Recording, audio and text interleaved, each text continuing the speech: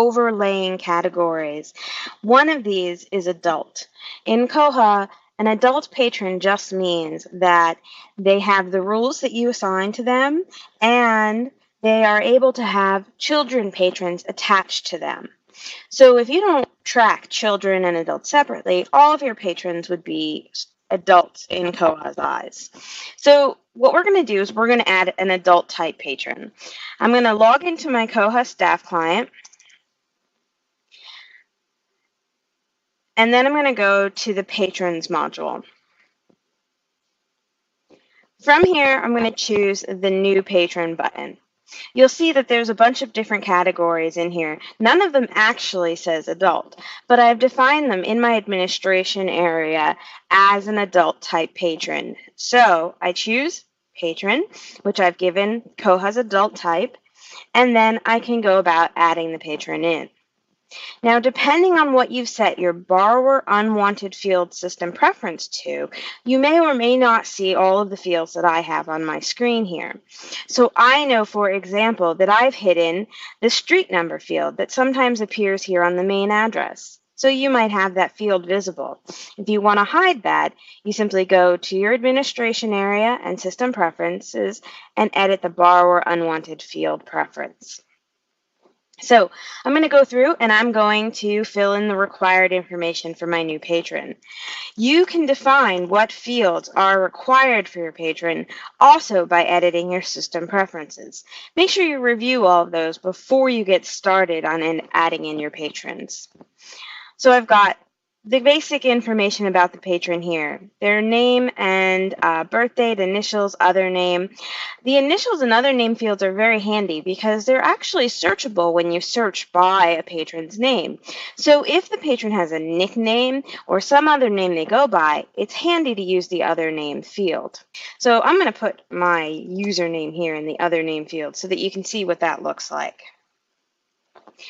Address. You're just going to fill this in as you see fit. For city, if you have set a bunch of cities and states already in your administration area, you'll have this little pull-down menu here where you can just choose the location and it'll populate the field for you. I actually just want to, let's say, type in myself, so you can do that as well. Contact information, primary phone, primary email, very important. These are going to appear when you get a message about the patron having a hold, or they're going to appear if you have to transfer a book from one branch to another. So you want to make sure you have the contact information for the patron visible here. These fields will also be searchable, so make sure that you fill them in so that you can find that information later. Alternate address. Not a lot of libraries use this field, but it's really handy in the academic library world when you have a patron who maybe lives on campus part of the year and lives at home another part of the year. They might have two addresses. There are other instances in other types of libraries as well where you might have an alternate address, and so these fields are here for you. Next, alternate contact. This is someone else you might contact in place of this patron. Handy for homebound patrons or patrons who have a guardian. You can enter that information here. Library management. Depending on your settings, the card number may automatically generate, like it did for me, or you may have to scan the card number on your card right there in your hand when you're adding the patron in. But it is a required field by Koha, so you want to make sure you enter a card number of some sort. Next, the branch. What is this patron's home branch? If you're only a one library system, you'll have that one library in here. If you're a multi-library system, it will show the branch where you're logged in right now. But you can, of course, change this for the patron. So if this patron's really from main library, I'm going to make that change. When I started, I chose a category of patron. But if I made a mistake, I can now come here and take a look at the categories and choose the right one. You'll notice these headings for adult and child. These are Koha's headings. So like I said, it's Koha adult type, and I've called it patron. Sort 1 and 2 are handy if you have any fields that you want to be able to generate reports on. You could also add your own custom values, which I'll show you down below.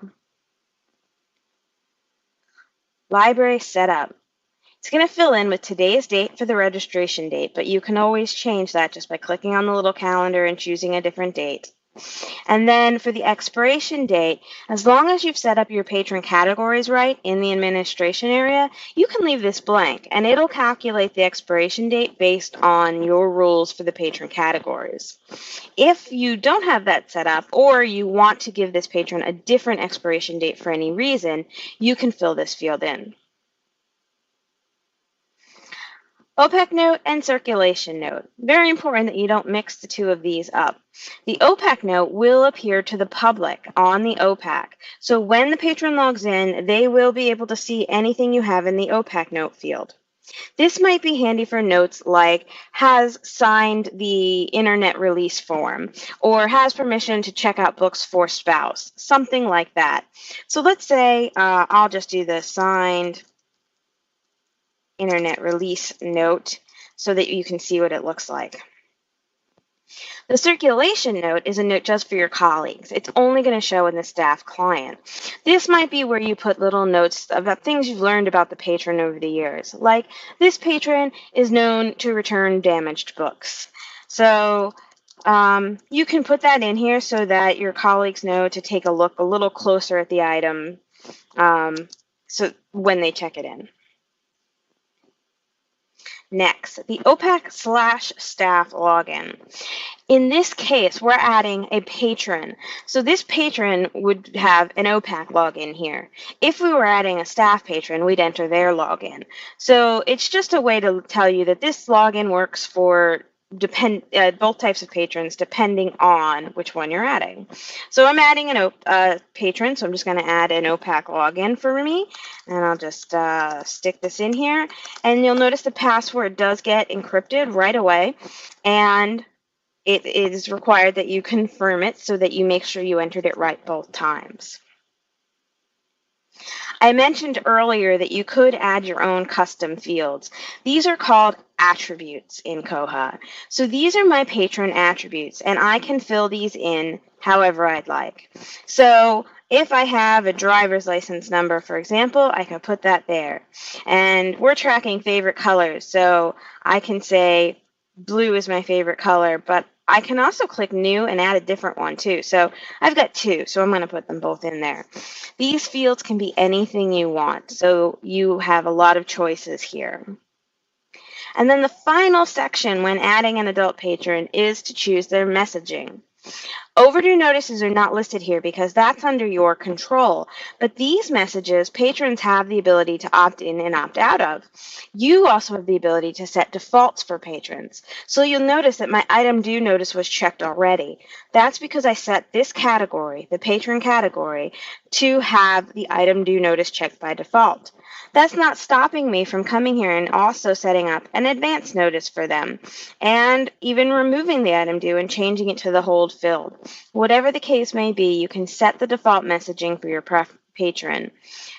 Keep in mind that when they log into the OPAC, they will be able to make changes to this if they choose. And once you're done, you hit save. If you've entered a patron that looks like a duplicate, you're going to get a warning. So this is great. You've got a little check here. I can view the existing record. I'm going to come over here and view this in a new window. It's going to pop up and show me what the other patron information was, and I can check and see, is it really the same patron? It is, but for the purposes of our tutorial here, I'm just going to say, no, it's not, and go ahead and add the new record. And the patron gets added into the system. So we can see all the information that we had there. If you notice here in quotes, there's my other name, so I can see that on the patron record. I filled in all these fields, so all this information displays on here so that I can see how to contact information and the messaging, and everything is filled in. And so that's how you add an adult patron to Koha. Once again, this is Nicole Engard, and this has been a Bywater Solutions production. Visit us on the web at www.bywatersolutions.com.